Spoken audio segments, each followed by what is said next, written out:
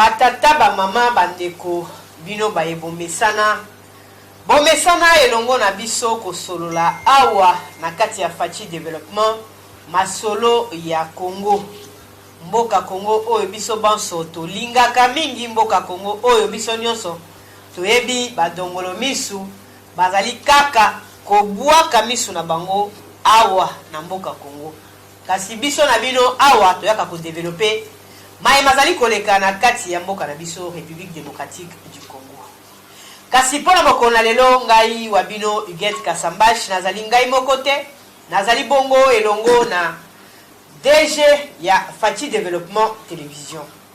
Lelo tozali koyamba ye pona kosolola elongo na ye pona kozwa pe makanisi na ye na oyo azali kokanisa pona ba sujet oyo etondi mikolo oyo na kati ya mboka na biso.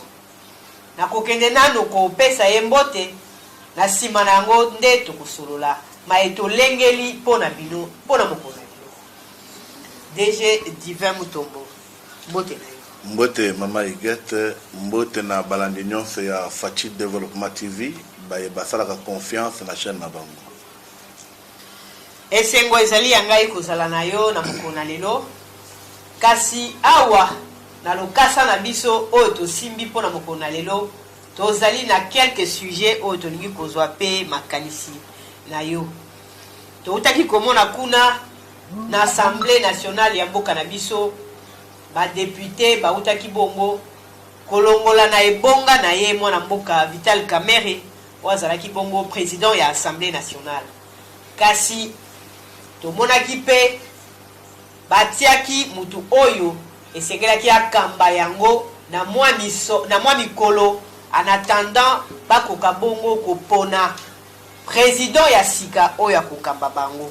Kasi mikolo oyo tomoni ba candidature déjà ekwei kuna na Assemblée nationale. Tomoni ba candidat bazali ebele.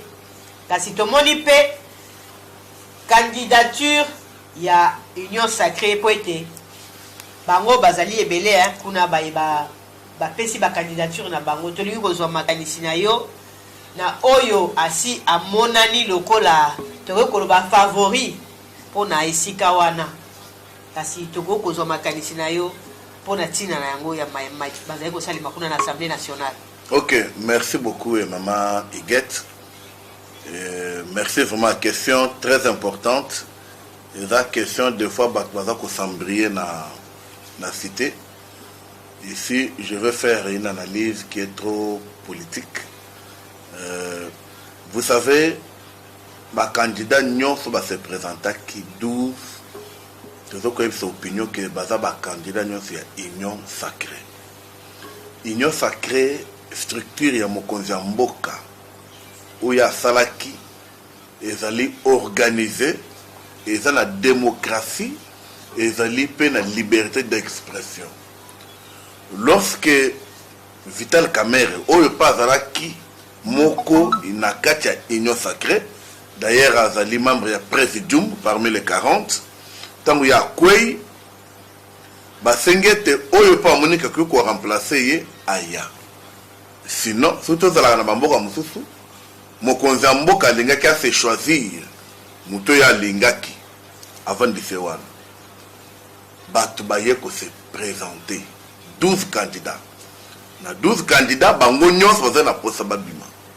Mais na minute comme tu venais de dire, kaka na Union Sacrée, ezalaki na mukolo ya lobby, oyo secrétaire permanent ya Union Sacrée, le professeur honorable André Mbata Mangu Betukumesu, ya azalaki na séance na mokonzi mboka na OIA. Bakina ko étudier na étude wana esali ke Aimé Bouge as la candidat unique ya Union Sacrée.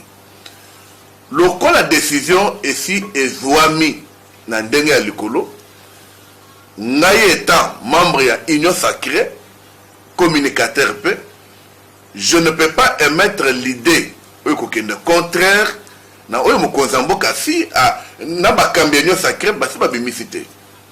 Question qui est ici et ça y a pour informer l'opinion que Aimé Bouge est candidat. Il y a présidence de l'Assemblée nationale.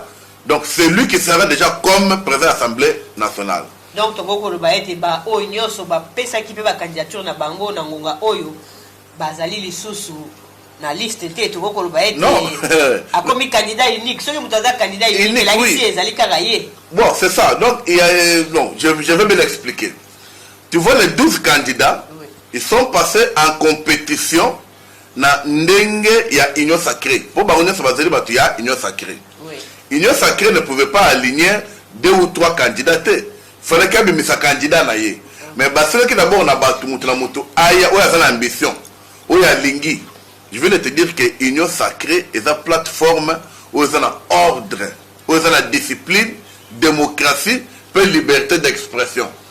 Bah candidat bimi.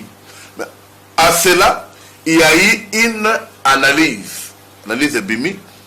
Mais là, c'est ce que je veux voir, parce que ce côté excellence. Aimé Boji azali mutu ya mboka moko na Vital Kamerhe oya utukolunga wana. C'est-à-dire na ndenge analyse on a trouvé que na système géopolitique pour ne pas perturber hein, lors de comment cela a été déjà établi, on a voulu remplacer na mutu moko na mboka moko comme Lungu, Kamerhe est parti, et puis Aimé Boji est venu là. Est-ce que Toko Kolobape était Mokonzi Mboka a bandité le lenge a utaki kolongola déjà Vital Kamerhe na ebonga na yewana ba député balongola ki kasi Mokonzi Mboka pe a se prononcer kité. Yango batu mingi balobaki peut-être ye pe azaki d'accord pona yango kasi tango azali koluka mutu mususu ya ko remplacer nesika wana akeko koluka susu mutu oyo azali mboka moko na Vital Kamerhe biso tokanisi ete soki na mboka wana batu batomboki to balingi mokonzi ya mboka te nani nde akobatela bango esengeli mutu moko kaka ya mboka wana azala po alobelaka mokonzi ya mboka na sima na ye eske eza mpona bongo te akeko koluka kaka mutu ya kote wana. D'abord, Madame Higuette, aux journalistes de qualité, na lingite o cha confusé na mitu ya balandi. Mokonzi Mboka na mutolongoli président Vital Kamerhe était. Encore, ils ont ba député na balongoli président Vital Kamerhe était. Président Vital Kamerhe avait démissionné de son poste. Mais bandaki nanu na ba député. Non, mais balongola qui était. Je dis bien que président Vital Kamerhe a démissionné. Ça veut dire que Moutolongoli azate. Donc, il faut d'abord côté wana balandi na yoboye bakeno. Président Vital Kamerhe na ba raison na ye na ba honneur na ye a démissionné qui balongola qui était. De deux. Mais aux autres ça na que Aimé Boji azamu ta parti à Vital Kamerhe. Bon, comment vous kolobakeno Mokonzi Mboka akoya kozwaye on a débouché ye non non. Vous monez que makambozo la bozo cha bulu ya na mitu ya balandi. Te tokanisi kaka. Non, kokanisa te parce que kaka mutu ya mboka wana. Esika oyo bawuti kolongola déjà. Au contraire, vous devez. Kuna batu wana bazana na mbutu mbutu eza kuna mokonzi ya mboka sali biso mabe. Kasi pona kokitisa mitema na bango tende alobi mutu moko kaka ya mboka wana nde to remplacer wana tant to kozala na bango besoin mutu na bango akozala wana pe. Non. Est-ce que ça pona quand on dirige on makamone zalakate parce que tout ce qu'on fait ça la kapombo qui est liboso. Et ça tombe bien. D'ailleurs, moi, je peux saluer la sagesse. Il y a président de la République. Je peux saluer les orientations à secrétaire permanent, le professeur André Mbata, parce que celui qui avait analysé, traité tous les dossiers. On a trouvé que Vital Kamerhe est parti. INC, c'est un grand parti. Na Katia Union Sacrée. Na Walungu kuna na Est kuna na Sud Kivu kuna se. Et ça va professeur peut voter qui mingi Mokonzi Mboka. Pour éviter Mbutu, Bazi Moutassili Kivu, ya Walungu, Bazi Moutia INC, pour remplacer. Au contraire, c'est pour mettre la tranquillité et aussi des équilibres à la tête. Au contraire, vous devrez commettre le Mokonzambo comme Boko. Bon, votre maman n'a pas. Hein? Bisoto Moni Kaka, Baché, Ndeko Aimé Boji, Nesika Oyo, oui. Alongoli, Ndeko Vital Kamerhe. Oui, avant Mouta INC, pour moi, peut-être, ça peut être. Président Vital Kamerhe à cause de la mouton. C'est pour que, à remplacer, vous savez, quand on dirige, après que l'on a pouvoir, dossier, batoura mouton et tobokaka, makambo bimaka. il faut quelqu'un qui te remplace, qui a la confiance, qui peut vous aider. Il y a des dossiers pour moi, je pense que ça peut être comme ça. Mais je ne pense pas aussi que Eza dit si Aimé Boji n'avait pas de qualité. Moi, quand j'ai suivi son CV, Aimé Boji a été parlementaire depuis la première législature, depuis 2006. Ça veut dire que Eza a moins expérience et Assemblée nationale. Il peut aider les autres. Maman. Et ça, c'est malgré Maël Naye a bandé en 2023. Il y a un Rosala ni Naye Binin. Maman, au moment où on a kawana, ndakwa neza munene, ndakwa neza na makambu, ndakwa neza na makambu kole kamboka, kole ka commune, ndako zo mona wana. Oh, ya solo wana. Mais maman, ndakwa na, au fait comme nombre de bureaux za kuna, kendo tango kolemba. Ça veut dire que pour nous, nous de l'Union sacrée, comme je venais de dire, comme on me mboka, na ba kambi à l'Union sacrée, ben c'est pas précis que tout ce que c'est le candidat. D'ailleurs, c'est le candidat qu'on va soutenir. D'ailleurs, en parlant comme ça, j'interpelle le secrétaire général de la Fati Développement au structure pour que il faut déjà que ça une bâche pour soutenir Aimé Boji. Parce que nous devons être derrière les décisions à Mokozamboka. Kasi toyoki topopesa kaka chance biso tokotala kaka décision wana soki ekobota mbuma ya lolenge kali bakovoter na badéputé nyonso au moins moi la libebi moi ba rebelle ne bango mais tu vois que Union sacrée et les plateformes tout éduqué tout lingi tout la kisabatu comment les choses fait. C'est par là que moi je peux jeter des éloges na professeur Mbata où vraiment azali couper sa forme peu le coup ya Union sacrée. Ah papa awa yo zaye ko boka pe ba éloge biso toyoki ke kuna na Union sacrée nungu esi ebandi kuna bazali ko kamba ba parti politique yo bazana kati ya Union sacrée bango pe balobi kala mingi te ba ya kotomboka awa po kuna tozaye ko yeba lisusu te nini ezoleka kuna bango pe bazo se retrouver te ba konzi ba parti politique yo bazana kati ya Union sacrée. Bon. Déjà wana nungu ebandaka na se kino ekobimaka. Mais nazo tuno mutu na bien que naza na droit na te.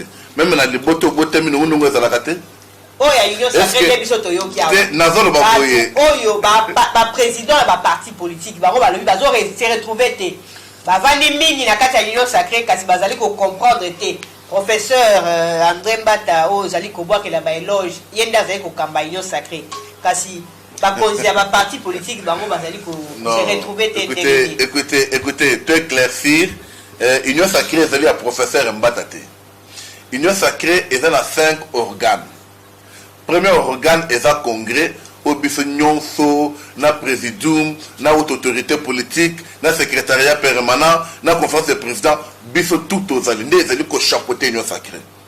D'ailleurs preuve ba décision au Union sacrée seulement tout cela qui kozwango le 30 août tozalaki na centre culturel ensemble na Mokozamboka pour arrêter comment tokotambwisa lingomba na biso. C'est ça Union sacrée. Après congrès toza na haute autorité politique. Ba décision oyo ezouta na congrès eza likolo sima nango toza na haute autorité politique azali Mokozamboka ye pa azali organe mobimba na kati ya Union sacrée. Après nango tozali na présidium oyo lelo ezokamba na 40 membres. Après présidium toza na conférence des présidents oyo biso pe tosi jaka. Après yango toza na secrétariat permanent. Vous voulez que secrétariat permanent oyo prof Mbata zokamba aza na se comment koloba ke yende mutu azosala. Donc ça veut dire que si likambo esalemi ezokuta na kati ya likolo mais likambo lobi ngana sala kati ya Union sacrée makambo na na sole pe na baninge belé oyibi bato mama nanga baza motema moto tout ça la boy ministère est à 50. L'Union sacrée tout ça combien de partis politiques, combien de regroupements politiques, combien même des associations au bas de la Union sacrée. Bon ba konomela ne ba kotika nani mutuna tourna ye ezan de komoko ya mazembo lobby le panier circule encore mais ezan de bande comme susu motema moto bazomona on dirait que ba kozwate non mais c'est ce que je dis que le panier circule encore. Les loyaux, lobby à Moninga. Tu oublies ce qu'on dit que non, ce que Moninga a vu, ça l'a dit, c'est pas là. Bon côté. On a politique est compliqué. On est à la Kamakambuya Mabala. Kasi na politique. Non. Ce qui ovandi kaka ozota la kaka baninga bazozo yo zozo. Non, c'est question, mais je vais éclaircir. Tu sais, moi je suis communicateur de l'Union Sacrée, mais dans un communicateur et